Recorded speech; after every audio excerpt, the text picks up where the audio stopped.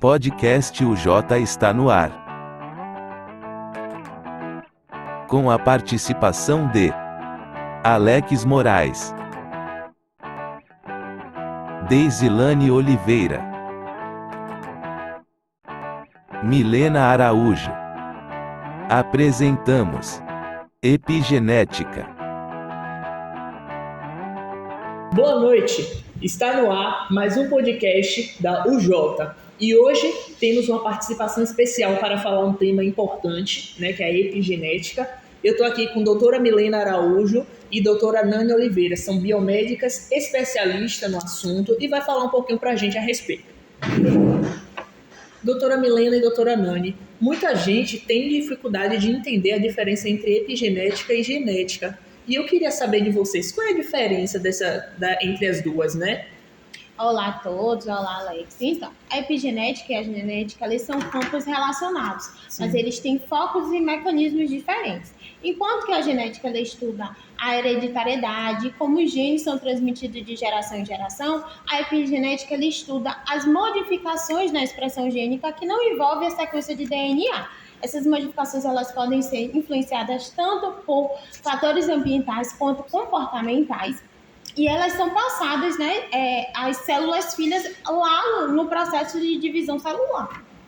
Inclusive, a epigenética envolve mecanismos de metilação do DNA, né, modificações de histonas e a ação dos RNAs não codificantes.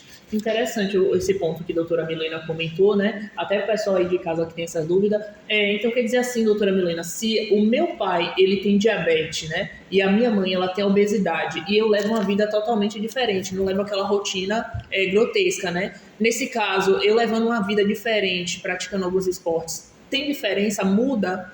Exatamente, Alex. Muda muita coisa. Se você pratica exercício, leva uma vida mais saudável, pratica esportes, Sim. Procura dosar, até mesmo dosar o açúcar no sangue regularmente, você pode vir a não desenvolver a doença herdada pelos seus pais. A gente falou um pouquinho a diferença entre a epigenética, né, e a genética. Agora a gente vai entrar um pouquinho mais nessa questão da epigenética. Eu estou aqui com umas perguntas que eu gostaria de fazer para vocês, né, entrando. Como é que se dá a epigenética, né, no campo da biologia e da medicina? Como é que funciona esse procedimento? Qual é a importância? Pronto, na biologia, Alex, ela ajuda a entender como diferentes células com o mesmo DNA, elas podem ter funções diferentes, distintas. Esse processo ocorre por causa da epigenética mesmo, que ela faz o processo de especialização celular, correto, doutora Nani? Sim, exatamente. Inclusive, na medicina, é fundamental para entender doenças complexas, como as doenças neurológicas, né, e outras condições crônicas, fornecendo também novas abordagens para diagnósticos, tratamentos e terapias. Eu até não pude deixar de notar, né, que vocês tinham comentado mais cedo sobre a metilação do DNA, e é uma das perguntas até que eu ia jogar para vocês até antes, mas enfim, qual é o processo e a função, né, dessa metilação do DNA? Então, a metilação do DNA, ela já envolve a adição de um grupo cetil à base de citocina em ribonucleotídeos CpG. CpG. Então, esse processo ele é catalisado por enzimas, né, chamadas de DNA metiltransferases. Então, na metilação do DNA, geralmente ela silencia a expressão gênica ao impedir a abertura da cromatina. Você comentou um pouco a respeito sobre cromossomos e me veio à cabeça a questão de histonas, né? E aí é uma dúvida recorrente. Como é que essas histonas elas podem ser modificadas? E eu também queria saber como é que elas afetam ali a estrutura da cromatina e da expressão gênica, né? É uma pergunta que muita gente tem dúvida. Então, Alex, essas modificações químicas, que é a acetilação e a metilação, eles mudam, alteram a estrutura mesmo da cromatina. Sim. Isso ocorre porque o processo de condensação lá nos nucleossomos ocasionados pela histona, ele inviabiliza o processo de transcrição. Então, a acetilação, ela permite, né, a expressão gene por meio da descompactação dessa cromatina. Já a acetilação, a metilação, ela permite que esses genes que foram silenciados, eles sejam ativados. Então, esse processo, ele influencia mesmo no processo de acessibilidade do DNA para fatores de transcrição e também para a expressão, regula a expressão gênica. Interessante. E um ponto importante é que a acetilação das histonas geralmente aumenta essa expressão gênica, né? Ao abrir a cromatina. É isso. Eles comentaram aqui, as doutoras comentaram um ponto a respeito da expressão gênica, né? E eu vi também uma pesquisa, que até para quem olhar no Google acadêmico tem lá, falando a respeito das microRNAs, né? Que elas vão silenciar as RNA mensageiro, né? De uma forma ali que vai degradar ele, e esses RNAs mensageiros às vezes acabam afetando na questão de tradução. Ela acaba inibindo essa questão da tradução, né? Inclusive, é um papel da RNA não codificante na regulação epigenética, fazer essa inibição aí. Agora, entrando um pouquinho no assunto sobre a questão das técnicas, né? As técnicas epigenéticas utilizadas para diagnóstico. Eu queria saber aqui das doutoras, né? Quais são os exemplos que a gente tem aí de técnicas? Resumidamente, temos técnicas como sequenciamento de bisulfito, sequenciamento de imunoprecipitação, as técnicas de micro-arrays de metilação e também o sequenciamento de RNA, que embora não seja uma técnica epigenética em si, ele estuda a expressão gênica e como elas são influenciadas através da metilação, que já foi dito anteriormente, e as modificações de histonas. Inclusive, não podemos esquecer, né, doutora, também que tem as técnicas de imagem, sim.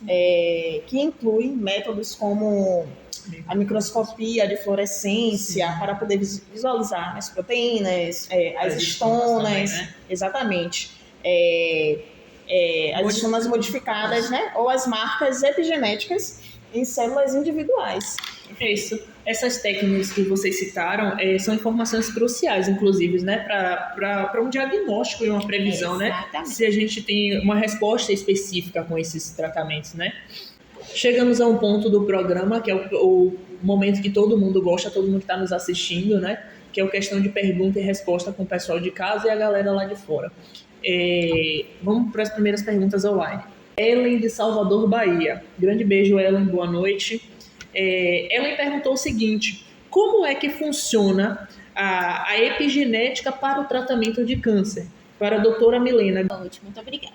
Enfim, os estudos eles demonstram que as mudanças da metilação do DNA em locais chaves do genoma ele está associado com o aparecimento de câncer.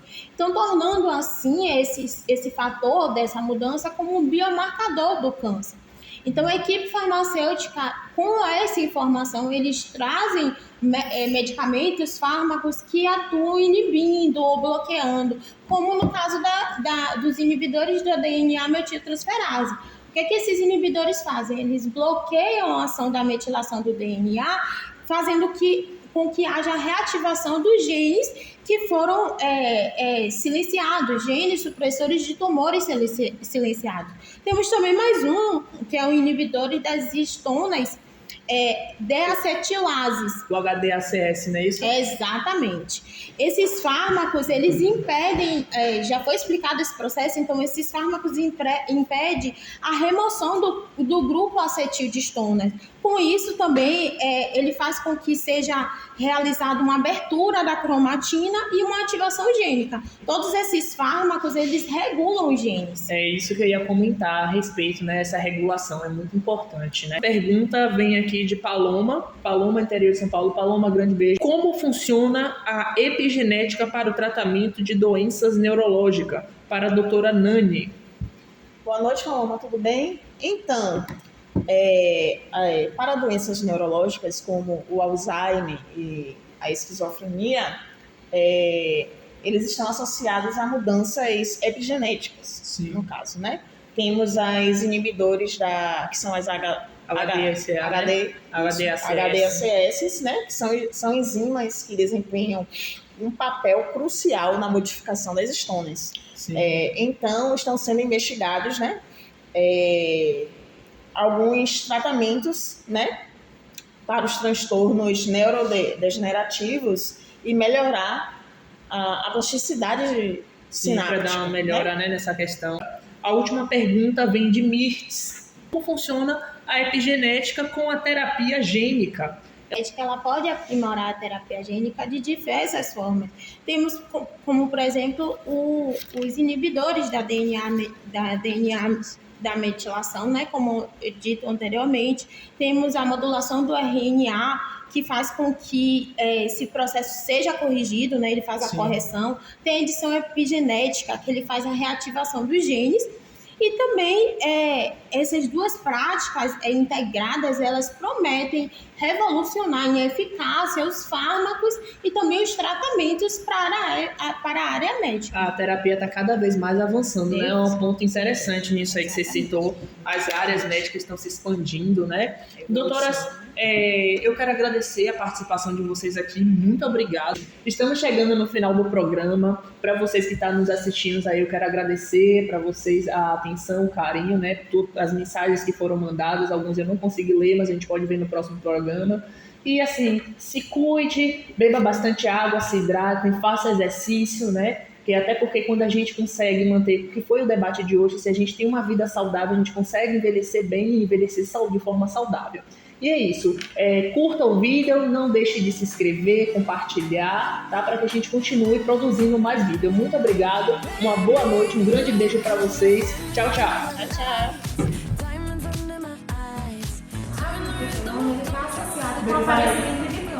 Vamos conversar com você.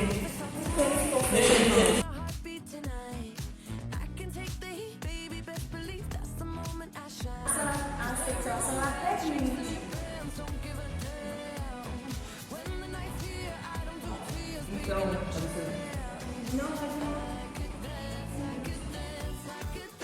Você não decide sobre o seu futuro, mas você decide seus hábitos e eles decidirão seu futuro. Eu que agradeço, Alex. Eu agradeço a todos de casa, agradeço ao Alex, agradeço a doutora Nani. A gente já vem fazendo alguns projetos juntos, né?